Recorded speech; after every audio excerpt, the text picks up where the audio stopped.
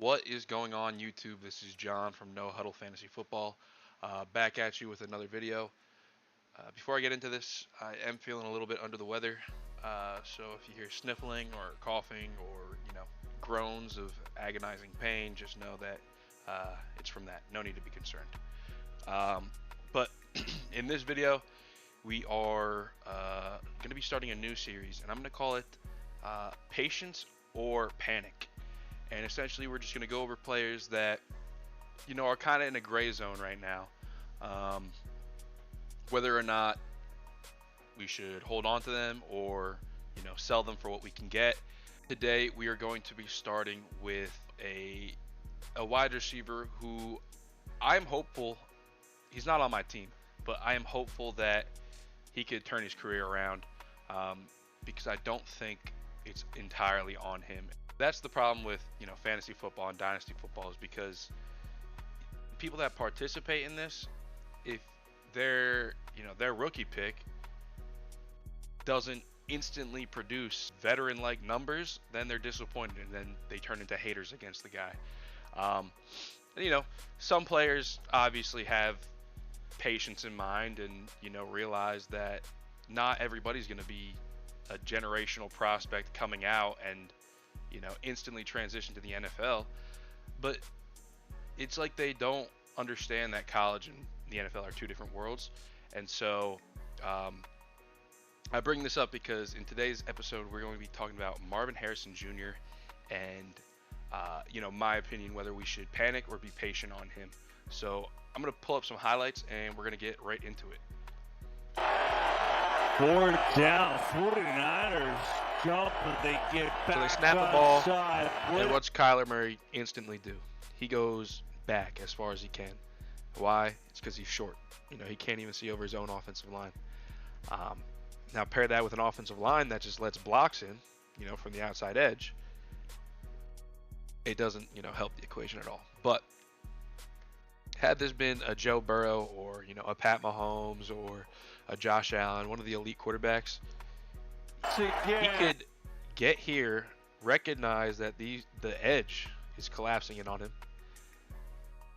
go into the middle of the pocket here, step up instead of backpedaling backwards, essentially, step up and make an accurate throw to, number 4 coming across the field because this guy's coming this way, or Marvin Harrison on a much cleaner route than what he had to run to make this catch. But if we watch what Kyler Murray's decision making here is, he goes back, panics, and just throws a duck, throws a brick in the air and hopes someone catches it. Double, backpedaling, throwing it up for Harris. And he's lucky that, his guy was there. I mean, to be fair, the spiral on it wasn't the worst in the world. It's just an oddly placed ball because that obviously wasn't Harrison's route, and he had to redirect and come back and actually find the ball. So big props to Harrison there for that play. It's great athleticism out of him. But again, it's just the type of system that he's in.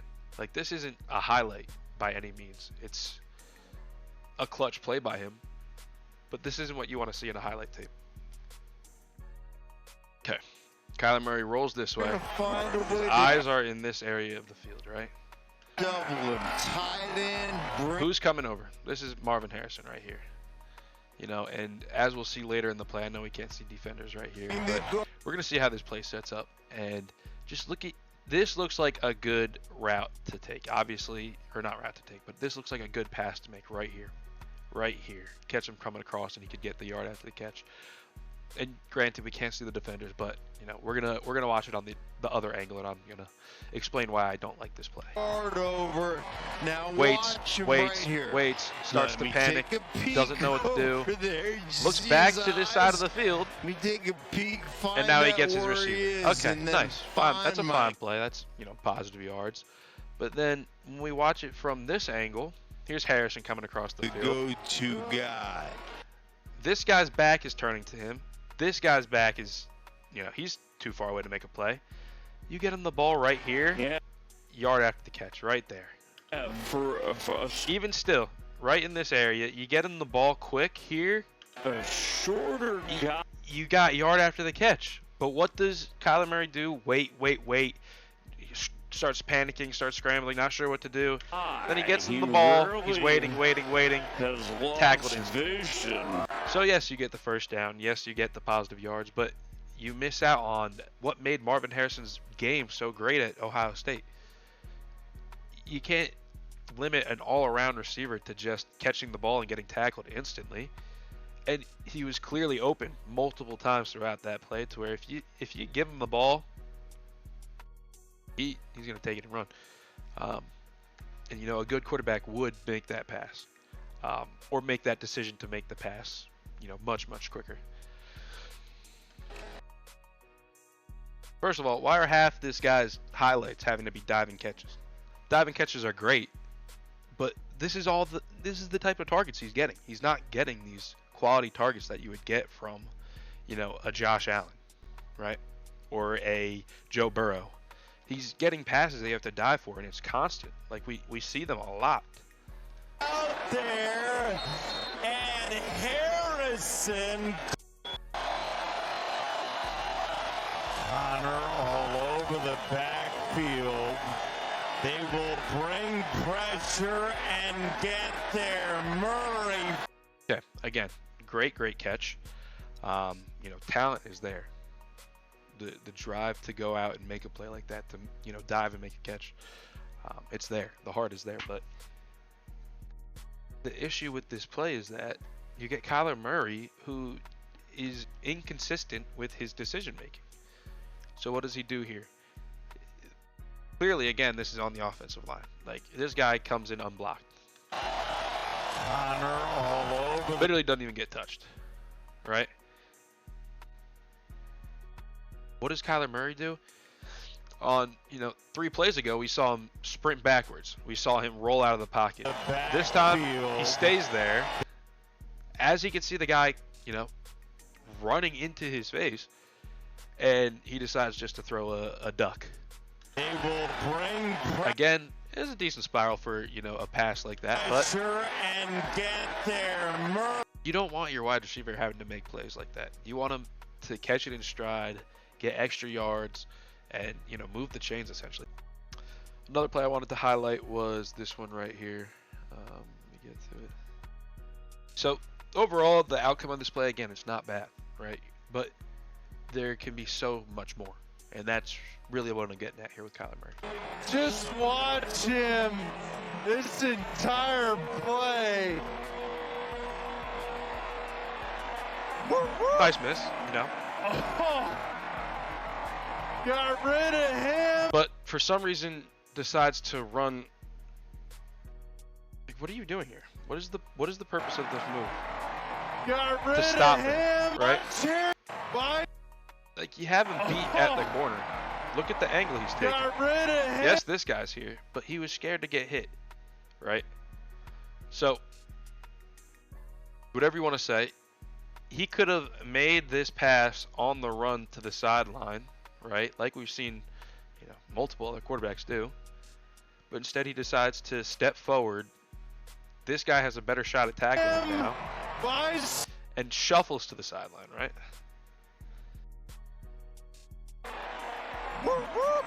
Right here, this guy can't get him. He still has him beat, even if he ran it out to the sideline. Got him. Marvin Harrison has his guy. And watch Harrison right here. He doesn't go out of bounds. Right? This Now is he's wide so open. He is wide open. He is wide open.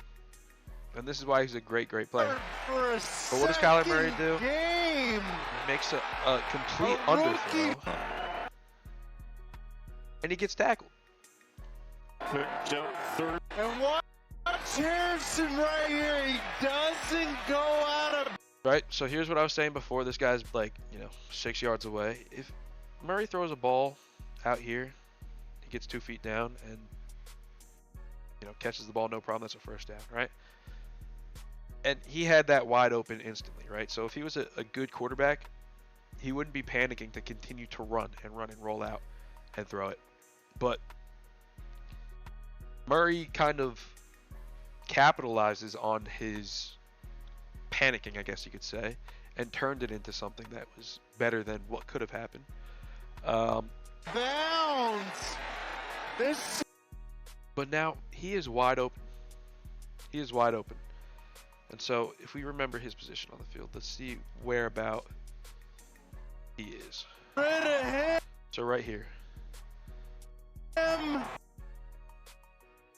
Buy some more. He makes this throw right here. That's a catch, you know. Catch a first down. Got rid of. He continues to roll out. Instead of running into this guy, he continues to roll out and has him beat, has so much more room to work with the pocket. He makes an accurate pass to Marvin Harrison right here, who's now wide open. Murray at this point would be right here. He is wide open. That's a touchdown. That's a touchdown. Buy some more time on the edge. Granted, you know, he was rolling Got rid of him. The wrong side, and he had to turn his body. But still, you roll out, you have this guy beat on speed. You get to pylon, or the marker's right here, so he has up until here to throw the ball. I was confusing it right here. He has up until here to throw the ball, so he could roll out easily and find his way right here to make that throw. But for some reason, he chooses to, great, you know, way to get out of the pocket right here. You know, props to that. But he has him beat for sure. And if he continues to go this way, he has this open field that this guy's coming down on him. He does his little, you know, hesitation and go. He's wide open for a touchdown. But what does Kyler Murray do? Right here. You know, he still has him beat by a while. This guy could come down, but what does that do? That opens up this guy to get a little dump pass, and that's a first down. You know, so he can't leave that assignment. He has this guy beat for sure, but stops and steps into him. End result, yeah, sure. First down. Move the chains. It was a 35, so you know you convert on third down. But you don't get the added bonus of the touchdown or however many yards he would have got, because this is back at, you know, their own 20. But that's just the type of stuff that happens with the Arizona Cardinals and Marvin Harrison Jr. So for my final verdict, I'd say patience is going to pay off in the end with Marvin Harrison Jr. I think we could see a similar career path to what Drake London had, where he has a couple rocky seasons to begin with, and people may start to panic, may start to sell him for all they can get because they don't think he's going to do good. And then what does he do? He takes a step forward and he starts to really emerge as an NFL star. I think we could see a similar path to Marvin Harrison Jr. He was put into a system with not the best O-line play, not the best QB play, not the best coaching, not the best play calling, and he's suffering because of it. And so I'd say give it some time, whether it takes a year, 2 years, 3 years, nobody knows. But in the end, I think it'll pay off because he really does have all the tools and assets required to be a star in the NFL. If you're a contender, maybe you would want to consider taking him and pairing him with a first and trying to upgrade to an elite wide receiver. But if you're in a rebuilding phase or a reloading phase, I'd say he's a great piece to hold on to, just because he could easily break out with the team he's on now. But once the coaches and the management realizes that Kyler's not the answer, the O-line is not the answer, and they start building around what's really good, which would be Marvin Harrison and Trey McBride, they're going to really see some differences in that organization. And so I would say hold on. I'd say patience will pay off here. Even if you are a contender, he'll still put up decent numbers for you to still be a competitor. So yeah, my final verdict is hold on, give it some time, and he'll definitely be a star within the NFL. But this has been John from No Huddle Fantasy Football. I hope you enjoyed. I hope you enjoy this type of content. If you do, Please leave a like, subscribe, leave a comment. Let me know what you want to see. Let me know if you disagree, you agree. Do you think Kyler's the answer? Do you think they need to upgrade the O-line? Do you think they got to draft a new QB, trade Kyler? I know he has a couple years left on his contract, so that's a little bit of another thing to add to this equation, but who knows? Who knows what's going to happen? But again, this has been John from No Huddle Fantasy Football. I hope you enjoyed, and I'll talk to you in the next one. Peace.